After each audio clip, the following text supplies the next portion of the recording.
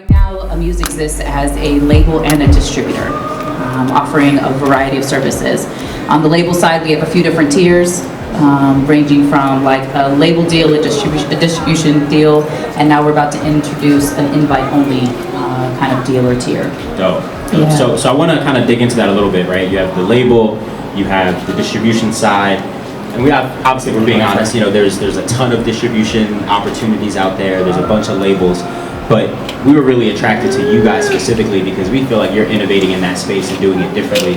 But through your lens, what makes you guys different, right? What makes Amuse actually unique in your approach to distribution and the label side? Right off the bat, mobile.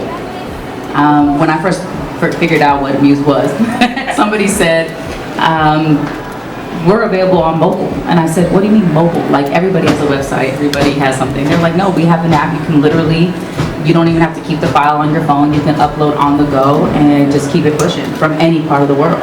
We're available in markets where Spotify and Apple Music aren't even launched. And I was like, wait a minute. So as I do a lot of work in like Zimbabwe, Botswana, and South Africa, and I've been there a million times, and Spotify just launched there like 7 months ago.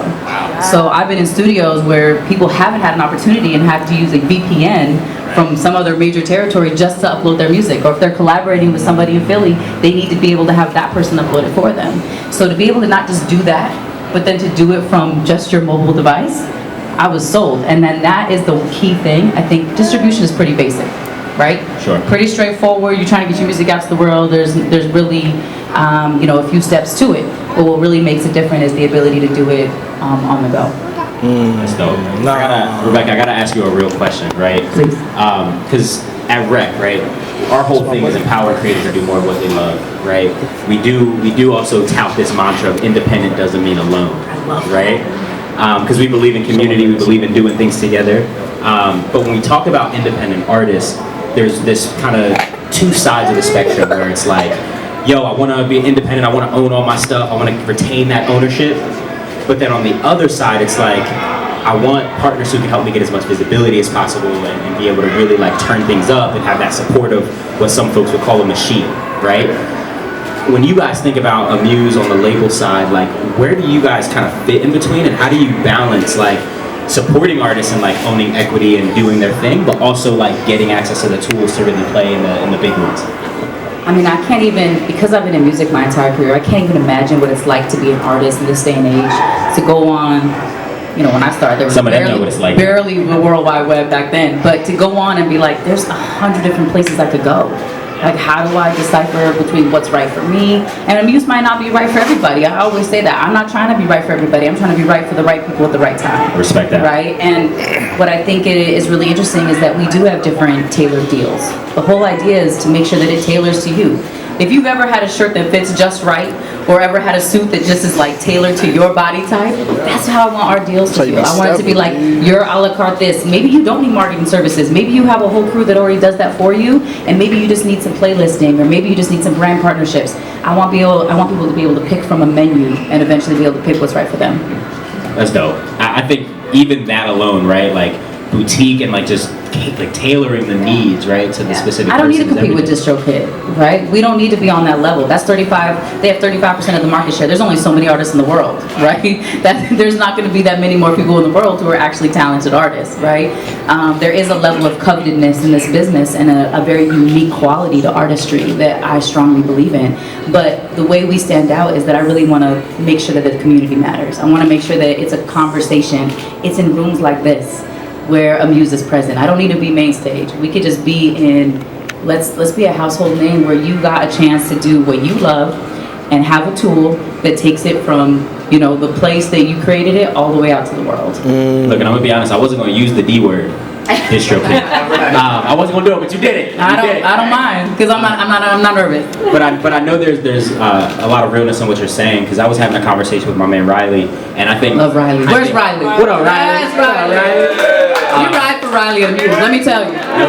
No doubt. And he had shared that story with me. He's like, look, bro, he's like, I've used all these different distributors at some point. I've really like scours the whole landscape to understand like what's available. And he was like, you know, there's this idea that like at some place like DistroKid, you're a number, you know what I mean? But like the idea that he was working with you guys and all of a sudden he gets to like put real faces to the to the relationship and like y'all treat him as a person and it's like, yo, what exactly do you need? Yeah. I think that's like such a game changer. It's a testament to what you're saying. Absolutely. I was even meeting with a marketing agency this morning and I was just like, I need to drive home the point. None of the people that are going to be a part of Amuse, not internally, not externally, nothing. Nobody's a data point. Do we use data? Absolutely. It's 2022. We'd be dumb if we're not, right? That was a bar. But we absolutely need to make sure that people are not data points. Like you're a real person. So when you come into Amuse, especially, I think that some of you have had that kind of experience, you have a real person to talk to. There's a level of our customer service that actually extends to you getting the exact kind of help you need, or hey, I need that title change, I actually wanted to say this, or hey, I need this to actually be the release date changed on this, or what's the best way I should go about, releasing this? Talk to somebody. We're available, and we want to be in community so that you guys have a direct line. And that's not completely scalable. There's a degree of that is scalable, but there's only so many people who are passionate in this world about what we do, and I want to make sure that it stays boutique like that. That's dope. I think how you guys are just thinking about the business is like light years ahead of a lot of the labels that have already been out here doing things. With our partnership, you guys have already kind of come to the table and we're doing some really cool things. I know we got some sponsored members who are able to get membership access, through Amuse. And then the big sexy studio. I mean, it's cute, right? Nah, it's not cute. Big sexy studio, right? How many of y'all got to go and check out the studio so far? Yeah. Cool. I want to make sure each of you guys get an opportunity to check that out after this. But I'm really excited, for our partnership. I'm really grateful that you guys had the mindset to be like, yo, we want to be able to support creators in this way. I'm wondering just like how important was that for you guys to do things that I would consider like, left of center and like breaking the mold for how most, distribution companies are thinking about just like in real life activations and just like meeting creators where they are. How important was this partnership for you guys? I mean, it was pretty seamless on a personal level. From where I come from in the Bay in music, I've been across the country building in the private sector, right? Trying to really bridge that independent level of business ownership with the level of artistry. And now I get to build and merge independent talent with independent business ownership, right? And really find a way to marry the two. And this is just a representation of the community that exists within that, right? This is organic. This didn't come from anything. This was here, actually, this partnership kicked off long before I got here, right? Ryan Celsius in the corner, shout out to Ryan. What up, Ryan? Ryan had a great relationship and was able to really bring it to fruition. And when we started building on it, we were able everyone started adding value. Okay, how about we do this? How about we do this? And before we knew it, we said, how about we just take over a studio and really just drive home, not just the name, because a name is one thing, right? But does it give you a sense of community? Does it give you a sense that people want to invest in you? Because that's all I want people to feel. Like, I wish I had a place like this. I know I was talking to Kevin on my team earlier, like, we wish we had a place like this, when I was coming up, and maybe I would have been a singer, actually. I didn't have that talent. But I feel like that the community aspect and really making sure that it feels personal. That's the reason it's important to us. That's dope. And I think if that was the goal, I think we hit that out of the park. Yeah. I think the studio itself is just like, it was such a community effort. It's right? a symbol of it. From folks on our agency team, from Chris and Will and Ramel, from your team, Ryan and the whole squad, even to some hours on end. Right? And then even to some of the folks who participated in making it aesthetically what it is, right? When I think about Dante, independent creator out of the city, he's here, helped with a lot of the building in there. And Grace, who made that fire painting that's in there. I'm really excited for how that all came together. Likewise, and like I said, when I came to Amuse, I didn't realize the amount of talent I was acquiring internally and the people that really believe in the music globally, right? We have people in here from London, we have people in here from Stockholm, we have people in here from Philly, from New York. We're a global community, right? We just opened and hired a couple more people in Ghana. We have people in London. We have people in Stockholm. We have people here in New York. We're going to be having some people in LA, Nashville, and Atlanta.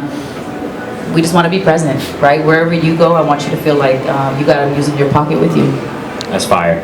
Well, all right, I don't want to talk y'all heads off. I want us to get back to networking. And this DJ. Yeah, fire music. Shout out to the DJ.